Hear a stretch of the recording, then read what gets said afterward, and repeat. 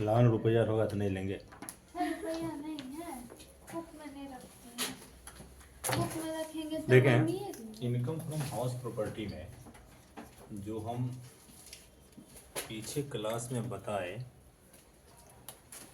BCom third part, इसका मुख्य सारांश था म्युनिसिपल वैल्यू और फेयर रेंट। इस दोनों में जो मोर है लेकिन वह स्टैंडर्ड रेंट से बड़ा नहीं होना चाहिए, वही हमारा एक्सपेक्टेड रेंट होता है। एक्सपेक्टेड रेंट, फिर एक्सपेक्टेड रेंट का कंपेयर हम एक्चुअल रेंट रिसीव से करते हैं। इस दोनों में जो ज़्यादा है मोर अमाउंट हमारा कहलाता है GAV। इसमें से हम लेस करते हैं municipal tax. Municipal tax less करने के बाद ये हमारा एनुअल वैल्यू, एनुअल वैल्यू का लेस होता है स्टैंडर्ड डिडक्शन 30%। तो बचा हुआ amount income before interest charge, before interest charge. अब इस चैप्टर के अंतर्गत मकान बनवाने हेतु, मकान के मरम्मत हेतु, मकान के सफेदी हेतु, मकान के विस्तार हेतु यदि लोन लिया गया है तो उस लोन का ब्याज एडजस्ट होगा। यदि एजुकेशन लोन है या मैरिज पर्पस का लोन है तो वो लोन एडजस्ट नहीं होगा। वही लोन एडजस्ट होगा जो सिर्फ मकान से संबंधित है, मकान के लिए लिया गया है, चाहे उसका पर्पस मकान बनवाना हो, मकान का मरम्मत करवाना हो, सफेदी करवाना हो या मकान का विस्तार करवाना हो। ठीक है, तो उसका ब्याज हम यहाँ एडजस्ट करेंगे। इसके साथ ही interest on loan, interest on loan को थ्योरी उस दिन आप लिखे थे, उसमें बताया गया है कि लोन, छोड़ो उसको छोड़ो, अभी सुनो। लोन दो कैटेगरी का, एक जो 99 से पहले लिया गया और दूसरा जो 99 के बाद लिया गया। पहला कैटेगरी ये हुआ। तो 99 से पहले का रिटेन डाउन वैल्यू 0 होता है, इसीलिए उसको हम यहाँ पे नहीं लिखेंगे। 99 के बाद का अगर लोन है तो वो लिखेंगे। पहला हम ईयर के हिसाब से दो कैटेगरी में बांटे। अब पर्पस, मकान लोन लेके बनाया लेकिन उस मकान में खुद रहता है, तब लोन का हिसाब दूसरा है। मकान लोन लेके बनवाया लेकिन उस मकान को किराए पे लगा दिया, तो उस मकान का हिसाब दूसरा है। लोन लेके मकान बना और उसमें खुद रहा तो उसका हिसाब अलग हिसाब से बनेगा। या फिर लोन लेके मकान बनाया, उसको किराए पे लगाया। अब प्रश्न उठता है कि 2-4 मकान तो बहुत कम के पास है, एक मकान कॉमन है जो लगभग सबके पास होता है। अब वह एक मकान जिसमें वह खुद भी है और कुछ पार्ट किराया पे लगा दिया।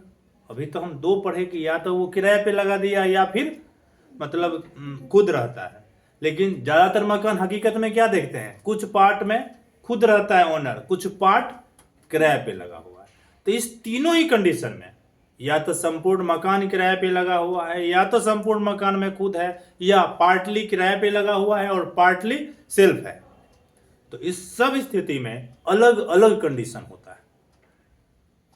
ठीक है, तो फुल्ली सेल्फ हो या पार्टली सेल्फ हो, सेल्फ पार्ट में मिनिमम 30,000 रुपया तक ब्याज ही एक्सेप्ट होता है।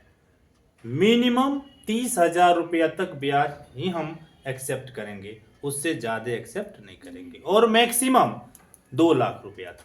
वो मकान के एरिया पे डिपेंड करेगा कि मकान 2 BH का है, 4 BH का है, या एक मकान के अंतर्गत कई फ्लैट है ना, उस पे डिपेंड करेगा मिनिमम या मैक्सिमम अमाउंट।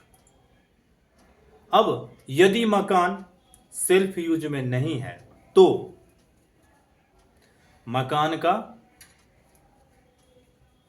ब्याज, मकान के लिए गए लोन का ब्याज दो कैटेगरी में हम बांटते हैं। एक, मकान बनाने के लिए आज लोन लिया, आज ही तो मकान नहीं बन गया, आज लोन लिया, मकान को फाइनल होने में सपोज करो 2 साल लग गया, तो इस 2 साल के ब्याज का अलग हिसाब बनेगा।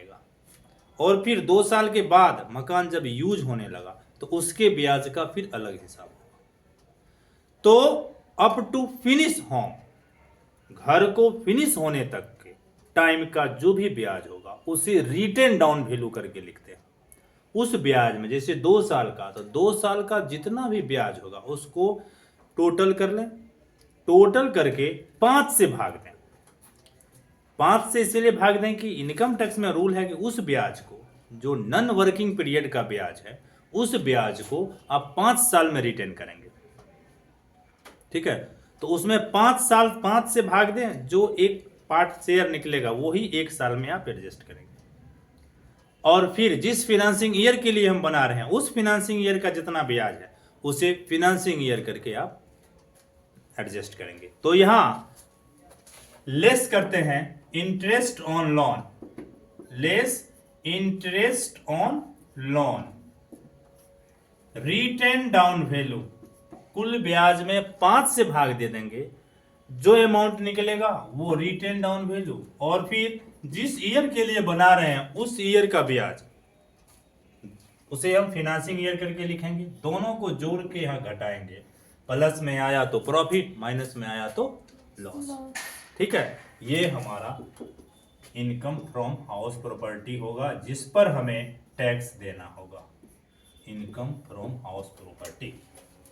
क्लियर। अब हम एक क्वेश्चन ऐसा करते हैं जिसमें ब्याज तक एडजस्ट हम करते हैं। ठीक है, देखते हैं।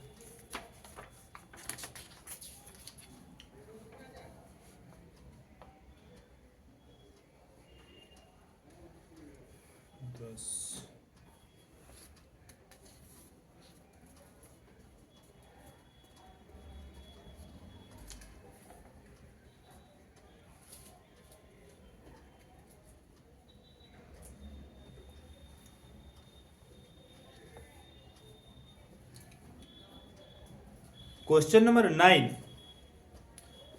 चलो 9 और 10 का तुम लोग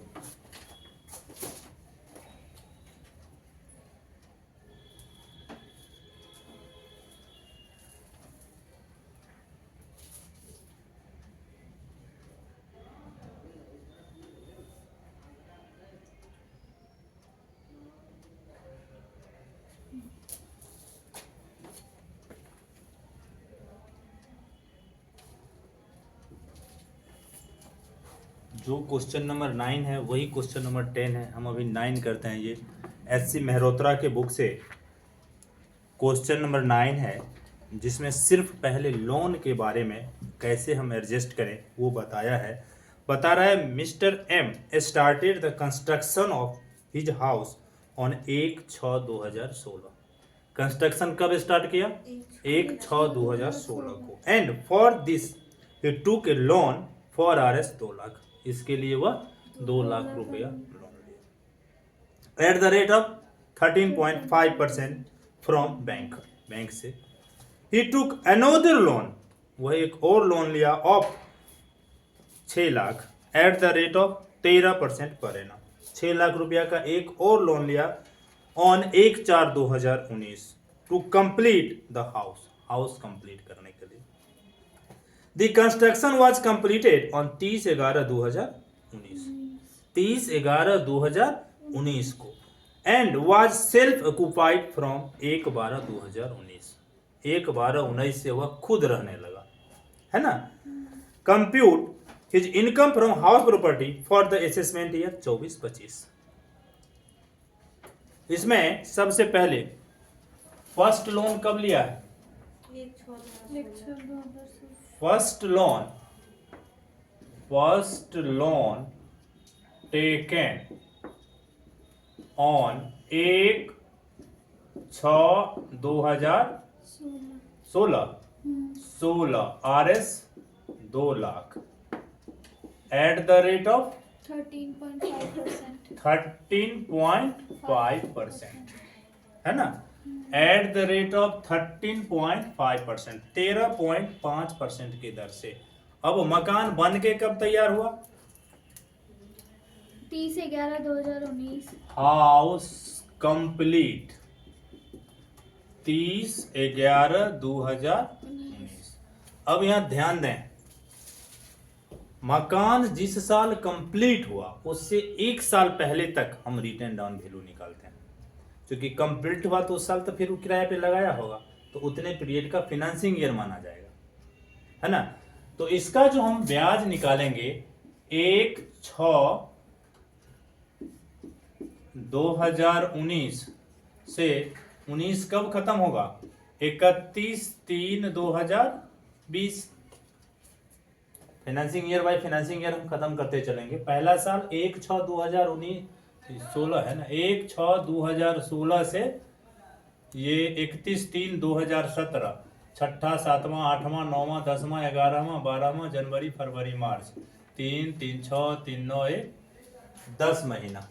पहला साल इस लोन पर कितने दिन का ब्याज निकलेगा? 10 महीना का, 2 लाख का 10 महीना का 13.5% से ब्याज निकालना है।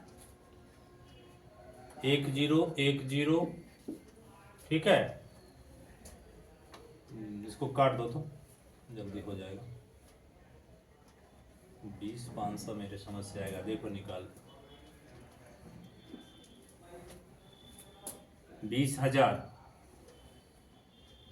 20,000 इंटू 13.5 डिवाइडेड बाई 12 कर दो।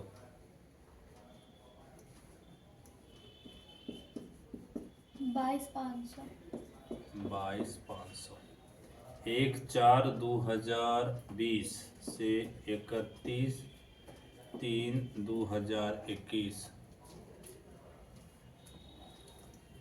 16 से 17, 17 से 18, ये पूरे एक साल का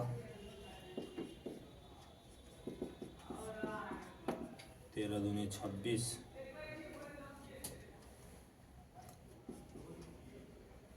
एक 27,000,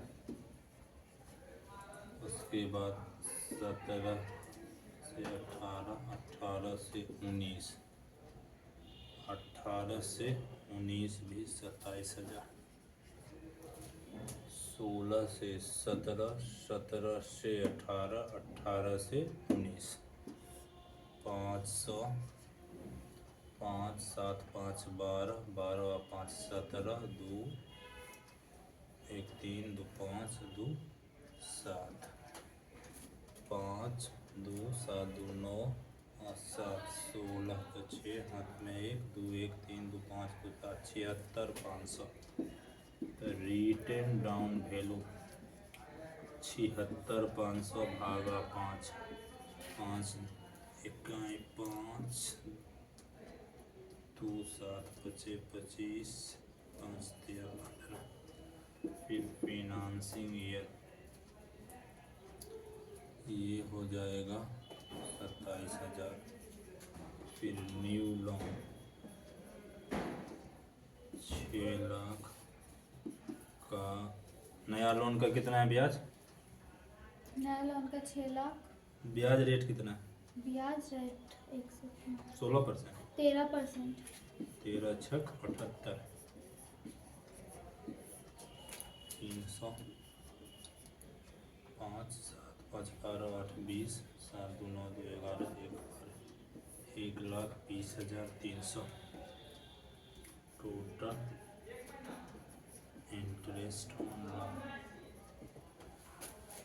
ध्यान दें, 1/6/2016 को लोन लिया, फिर पहला साल 31/3/17 को खत्म होगा, जो कुल 10 महीना हुआ, 10 महीना का ब्याज 22,500। 16-17 के बाद का सेशन होगा 17-18, 17-18 का 27,000, 17-18 के बाद का सेशन होगा 18-19, 19 अभी हम कहाँ आए? मार्च में।